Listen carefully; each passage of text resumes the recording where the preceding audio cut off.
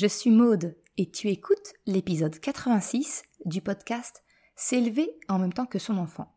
Dans l'épisode d'aujourd'hui, j'aimerais te montrer ce qu'il se cache réellement derrière les mots « je veux » de ton enfant et te montrer que ce n'est peut-être pas complètement ce que tu penses. Salut et bienvenue sur le podcast S'élever en même temps que son enfant. Je suis Maude, coach certifié chez Mercredi, mais surtout maman de 3 enfants. Sur ce podcast, je t'aide à conjuguer la bienveillance avec la réalité de ton quotidien de maman. Utiliser ton choix d'une parentalité bienveillante comme un accélérateur de ton propre développement personnel. T'aider à changer de regard sur les situations que tu vis avec ton enfant pour t'en servir, pour grandir et apprendre sur toi. Hey, salut! Je suis contente de te retrouver aujourd'hui pour un épisode où j'aimerais te décrypter un petit peu ce qu'il se cache réellement derrière l'expression quand ton enfant, tu sais, te dit « je veux ce bonbon, je veux que tu m'achètes cette peluche, je veux ce jouet ». Derrière les « je veux ». Et souvent, ça, c'est annonciateur, quand on est parent, d'une potentielle crise à désamorcer.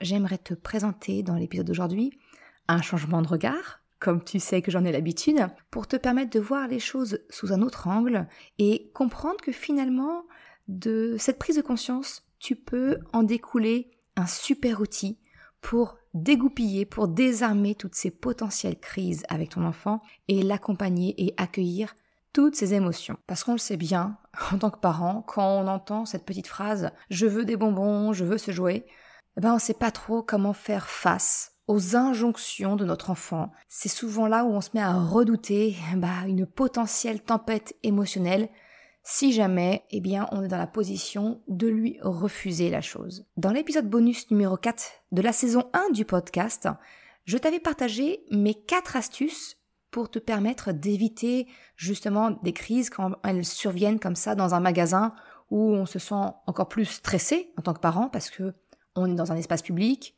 il y a des regards autour de nous et je t'avais partagé ainsi mes 4 astuces pour justement éviter la plupart des crises dans les magasins. Tu retrouveras le lien en description de l'épisode ou sinon il te suffit d'aller sur le site merrecredi.com/B4. Dans l'épisode d'aujourd'hui, j'aimerais aller un peu plus loin que ce que j'avais fait dans ce premier épisode pour vraiment te permettre de peut-être changer de regard sur l'objet de convoitise de ton enfant. Parce que quand notre enfant nous dit « je veux ça », nous, en tant que parents, on le prend pour un ordre, pour une injonction, pour un potentiel caprice, même si je déteste ce mot-là, mais ça n'empêche. On a souvent été élevés avec ce mot-là et donc il nous vient en automatisme dans notre tête.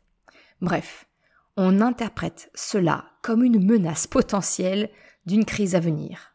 Alors oui, on est bien d'accord, toi et moi, l'expérience nous prouve, sans doute, que les désirs de nos enfants font l'objet d'une crise derrière. Oui, souvent c'est corrélé. Mais j'ai envie de te proposer aujourd'hui une petite réflexion. Peut-être que justement, ces tempêtes émotionnelles, elles sont peut-être dues à nos réactions à nous en tant que parents. Ton enfant mentionne son désir. Je veux ce bonbon, je veux ce jouet, peu importe. L'objet du désir, j'ai envie de te dire. Nous, on va interpréter ça, comme un caprice à venir. On va se tendre et on répond fermement « non ».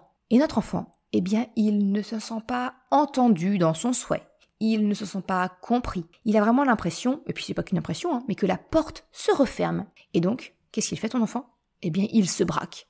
Et là, c'est la crise, c'est la tempête émotionnelle. Finalement, ça revient un petit peu à l'enchaînement que je t'ai présenté dans l'épisode où je t'ai proposé une mini-séance de coaching, l'épisode 37. Encore une fois, si tu veux aller plus loin, cet épisode il est disponible, il suffit juste de chercher l'épisode 37 du podcast et si tu veux retrouver l'article, c'est tout simple, tu vas sur merrecredi.com/37. Encore une fois, tous les liens sont en description de l'épisode. Mais bref, revenons-en au sujet du jour. Il y a donc un lien direct entre la situation que l'on vit, notre façon inconsciente, de la percevoir, ça va être à travers nos pensées, et comment on réagit et du coup, ce que l'on obtient. Parce que notre façon d'être, en fait, elle va influencer le comportement-réponse de l'autre. Ce que je dis ici, en fait, c'est que ta perception d'avoir l'impression de faire face à un caprice, à une crise potentielle, face au désir de ton enfant, eh bien, ça va venir conditionner le fait que ça le devienne. Alors oui, je sais, ça peut te paraître tordu, un peu tarabiscoté sur les bords. Et pourtant, c'est ainsi que nous fonctionnons, nous, êtres humains. Nos pensées teintent la perception des choses, de la situation. Et en fait, nous réagissons en conséquence. Et donc, l'autre en face, eh bien, lui aussi, il va adapter son comportement par rapport à ce qu'il voit, ce qu'il pense en retour et réagit. En fait, c'est une boucle infinie et c'est pour cela que ça peut facilement tourner au vinaigre. Parce que nous avons tous des filtres inconscients sur la réalité d'une situation. Et ces filtres sont tous différents selon les personnes.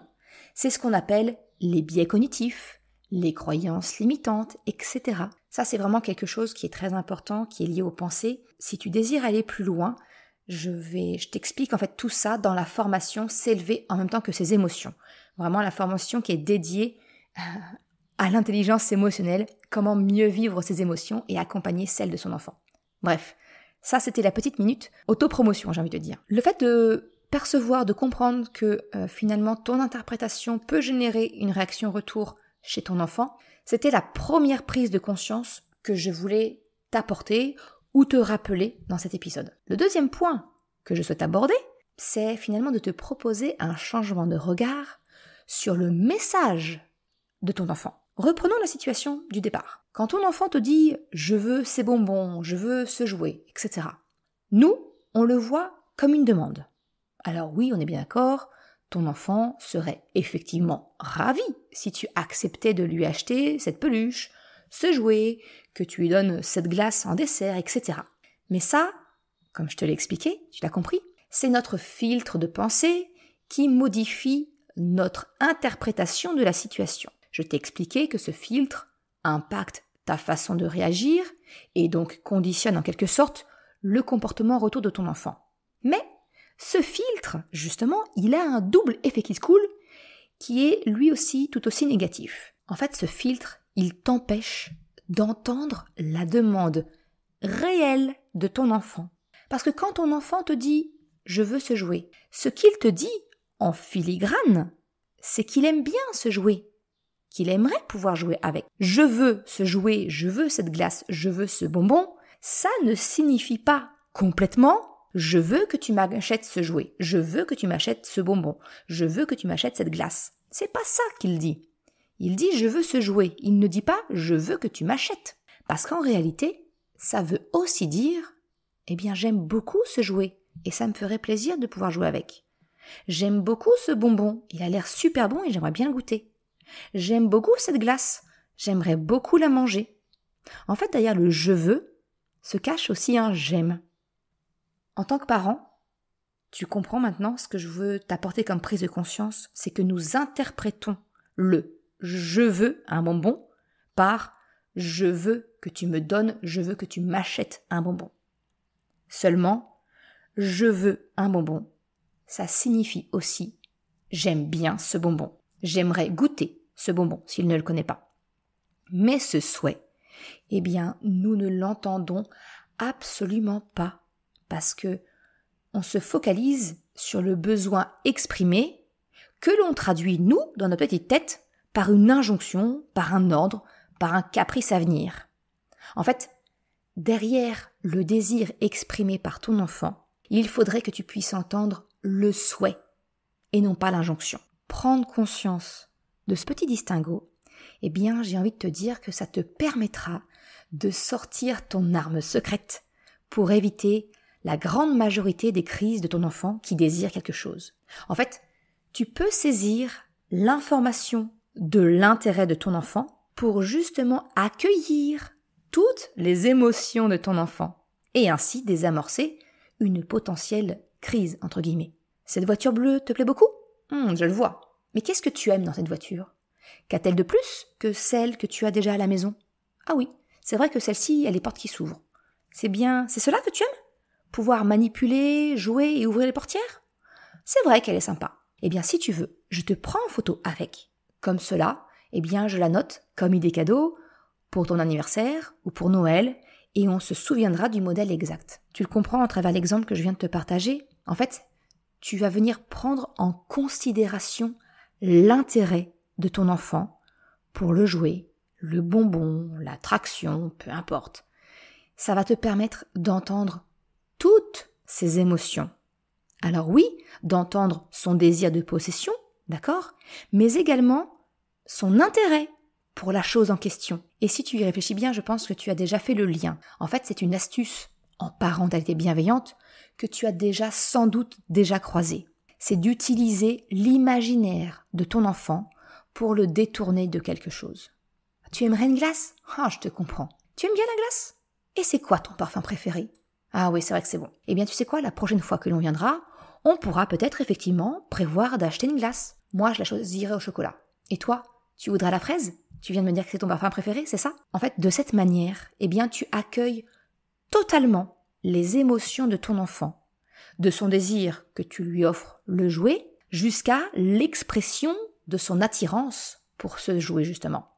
En fait, tu entends son intérêt et son désir de possession.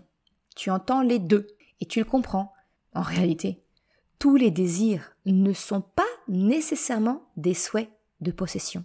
En fait, il y a beaucoup plus de signification derrière un « je veux » que ce qu'il n'y paraît. Le petit mot « je veux », c'est également une manière d'exprimer l'intérêt que l'on peut avoir pour quelque chose. Si je te partage mon cas personnel, eh bien, actuellement, notre fille nous répète à longueur de journée qu'elle veut un chien et un lapin. Eh bien, c'est aussi une manière pour elle de nous signifier, eh bien, tout simplement, qu'elle adore les chiens et qu'elle adore les lapins. Le fait est que si on s'arrête à l'interprétation de l'injonction de possession d'un animal, eh bien, c'est la crise assurée à la maison. Parce que mon mari, pour ses raisons qui lui sont propres, ne souhaite ni l'un ni l'autre. Et ça, eh bien, j'ai envie de te dire, ça a provoqué beaucoup, mais alors beaucoup de disputes à la maison. De pleurs, de la tristesse, de la frustration, de se dire que c'est ferme et définitif, il n'y aura jamais de lapin ou de chien à la maison, de la culpabilité aussi chez mon mari, de se dire qu'en fait, eh bien, le fait qu'il n'en veuille pas, il prive sa fille d'un plaisir à venir. Autant dire qu'on a un cocktail émotionnel entre père et fille très explosif. Eh bien, en fait, on a adopté ce fameux changement d'angle que je te propose aujourd'hui, et en fait, ça a tout changé à la maison.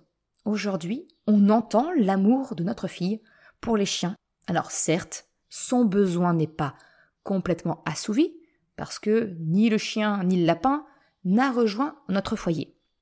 Mais elle ne se sent plus incomprise comme avant. Elle n'a plus cette sensation de porte close.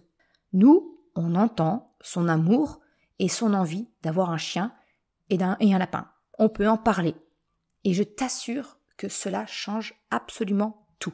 Alors j'aimerais bien savoir, est-ce que cela te tente de changer de regard la prochaine fois que ton enfant te fera part de ce qu'il souhaite?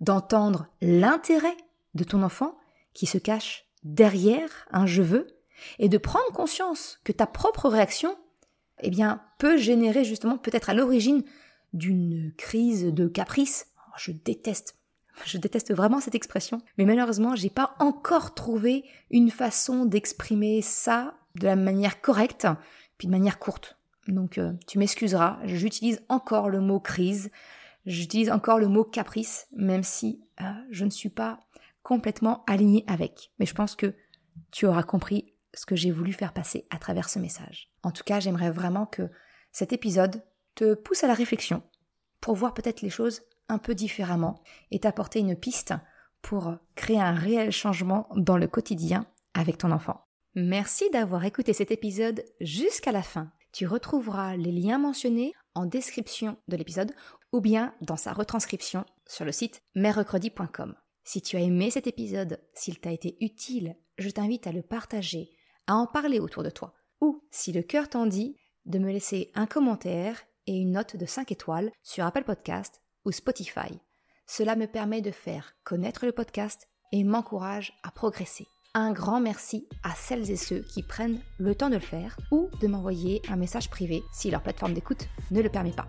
Je te souhaite une excellente journée, après-midi, soirée, quel que soit le moment où tu écoutes et je te dis à la semaine prochaine pour un nouvel épisode. Ciao!